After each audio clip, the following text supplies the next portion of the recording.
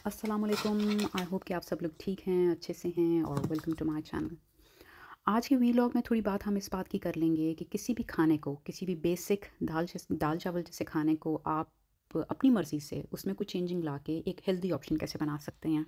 और इस वीलॉग में आप देखेंगे क्या? आप देखेंगे कि मैंने दाल बनाई थोड़े डिफरेंट तरीके से, और उसके बाद मैंने अपने बच्चों के साथ खाना खाया और फिर घर के पास ही एक फ़ॉरेस्ट है। फ़ॉरेस्ट को मेरे ख़्याल में जंगल कहते हैं उर्दू में, लेकिन ये वो जंगल नहीं है शेर हाथी वाला, सांपों वाला। ये एक सादा सा खामोश सा जंगल है, वहाँ पे मैंने शाम की वॉक की। आज मेरी बेटी ने मुझसे कहा कि माँ, बहुत दिन हो गए हैं आपने दाल नहीं बनाई। अमूमन देखने में आता है कि बच्चे दाल और सब्ज़ी ज़्यादा शौक़ से नहीं खाते। तो आज मेरी बेटी ने कहा कि दाल बनानी चाहिए, तो मैंने सोचा इसमें बिल्कुल भी देर नहीं करनी चाहिए और मैंने फ़ौरन से चढ़ा दी दाल।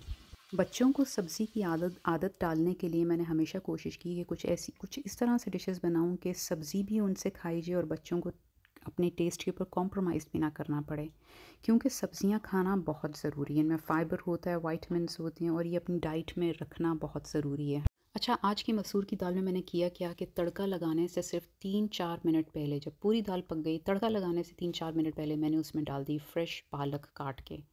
ज़्यादा नहीं पकाना, नहीं तो उसकी ग़ज़ाइयत जो है, न्यूट्रिएंट्स उसके ख़त्म हो जाएंगे। आपको पता है जो पालक होती है वो एंटीऑक्सीडेंट है, वो एक गुड सोर्स ऑफ फाइबर है और उससे एनर्जी लेवल्स भी आपके अच्छे रहते हैं। साथ में मैंने बनाया काले चनों का सैलड। उसमें प्याज, टमाटर, खीरा, लेमन जूस और घर की बनी हुई इमली की चटनी डाली और थोड़ा सा बस नमक डाला और वो रेडी था। आपको पता है काले चनों के बारे में कहा जाता है कि वो घोड़ों को खिलाए जाते हैं क्योंकि वो हायर इन प्रोटीन है, उसमें फ़ाइबर बहुत ज़्यादा है। बल्कि सफ़ेद चनों से ज़्यादा प्रोटीन आपको काले चनों में मिलेगा और उससे बहुत देर तक आपको भूख नहीं लगती। उसके साथ मैंने बनाई घर की पुदीने की चटनी, थोड़ा सा रायता और कचूमर सैलड। आपको पता है टेबल के ऊपर जितना भी सैलड हो उतना अच्छा होता है। अच्छा, ये सारी बात में सबसे मज़े की बात ये है कि बच्चों को पता ही नहीं चला कि दाल के अंदर पालक डली हुई है। आप यकीन मानें कि इससे जायके में भी कोई फ़र्क नहीं आया, बच्चों को अपने जायके पे भी कॉम्प्रोमाइज़ नहीं करना पड़ा और मज़े की बात ये है कि सारा टाइम वो ये समझते रहे कि ये शायद धनिया डाला हुआ है। इस तरह की छोटी छोटी चेंजिंग्स मैं करती रहती हूँ ताकि बच्चे जो हैं वो हेल्दी खाना खा सकें, और ज़रूरी नहीं है कि आपने कोई सेट रूल को फ़ॉलो करना है कि ये चीज़ इस तरह से बनती है तो इसी तरह से ही बनानी है। आप अपनी मर्ज़ी से उसके अंदर चेंजिंग्स ला सकते हैं। आपने देखा कि आज की दाल में मैंने पालक डाली और ये मैंने कहीं रेसिपी नहीं देखी थी, बस मेरे जहन में ख़्याल आया और मैंने डाल लिया। और साथ में आपने देखा मैंने इसमें प्याज भी डाला है। हालांकि नॉर्मली मसूर की दाल में प्याज नहीं डाला जाता, मगर प्याज भी एक सब्ज़ी है और अगर इसको डाल लिया जाए तो कोई हर्ज नहीं है। और साथ में आपने देखा कि मैंने ऑयल का इस्तेमाल नहीं किया, मैंने बटर का तड़का लगाया। अगर मेरे पास देसी घी होता तो मैं देसी घी का तड़का लगाती, क्योंकि देसी घी और बटर ऑयल से बहुत बेहतर है। तो आप भी देसी घी का इस्तेमाल करें या बटर, प्योर बटर का इस्तेमाल करें।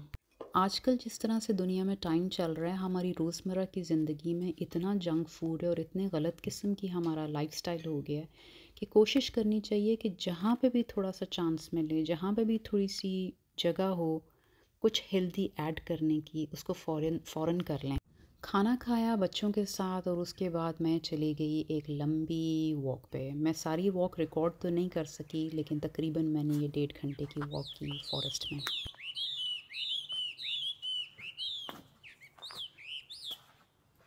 दूर दूर तक जहाँ सिर्फ ग्रीनरी हो, चिड़ियों की आवाज़ें और हल्की हल्की धूप की किरणें हो, आप अंदाज़ा लगा सकते हैं कि वहाँ पे वॉक करना कितना पीसफुल है।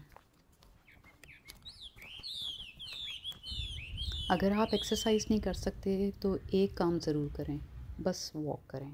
वॉक वॉक वॉक, रोज़ाना की बेसिस के ऊपर सिर्फ वॉक करें।